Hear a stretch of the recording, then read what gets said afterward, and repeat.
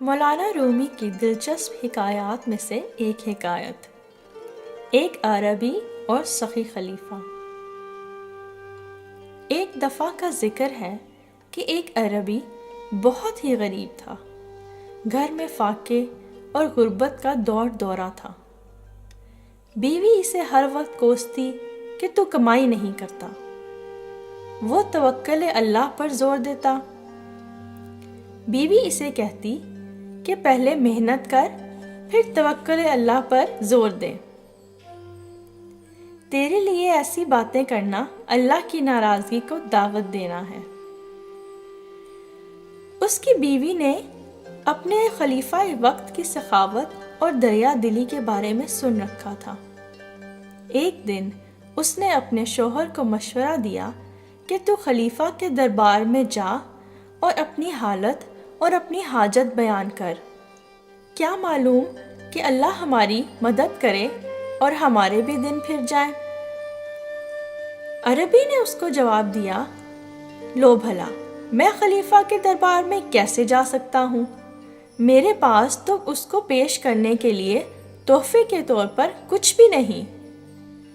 بالآخر دونوں نے سوچ کر یہ فیصلہ کیا کہ سلطنت میں ہر طرف خشک سالی ہے، ارد گرد کوئی ہریالی یا کوئی پانی نہیں ہے۔ ان دونوں نے بہت محنت کر کے ایک گھڑا بارش کے صاف ستھرے پانی سے بھر رکھا تھا۔ آخر کار انہوں نے یہ فیصلہ کیا کہ یہ ایک گھڑا ہم خلیفہ کو تحفے کے طور پر پیش کر سکتے ہیں۔ عورت نے گھڑے کو سرب مہر کر دیا اور عربی پانی سے بھرا ہوا گھڑا لے کر خلیفہ کے دربار میں حاضر ہو گیا۔ خلیفہ کے کارندوں نے اس کا استقبال کیا اور اس کے آنے کی وجہ دریافت کی۔ احوال معلوم ہونے پر انہوں نے اسے تسلی دی اور حوصلہ دیا۔ اس عربی نے کارندوں کی مدد سے خلیفہ کو بارش کے پانی کا تحفہ پیش کیا، جو اس نے بخوشی قبول کر لیا۔ خلیفہ نے عربی کے تحفے کے عوض اسے اناج اور زر و جواہرات سے نوازا۔ پھر خلیفہ نے اپنے کارندوں سے کہا کہ یہ ریگستان کا مشکل اور صعوبت بھرا سفر کر کے یہاں تک آیا ہے اور اپنے خلوص سے بھرا ہوا پانی کا گھڑا ہمیں پیش کیا ہے۔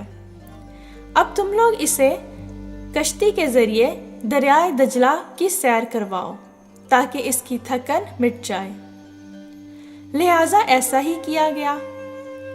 جب اس عربی نے دجلہ دیکھا تو حیرت زدہ ہو گیا کہ خلیفہ کے پاس تو پانی کا دریا بہہ رہا ہے، اور خلیفہ نے کس طرح اس کے ایک پانی کے گھڑے کو بخوشی قبول کیا اور اس کے بدلے اس کو بے شمار تحائف سے نوازا۔ یہ چیز دیکھ کر اس کے دل میں خلیفہ کی قدر و منزلت مزید بڑھ گئی۔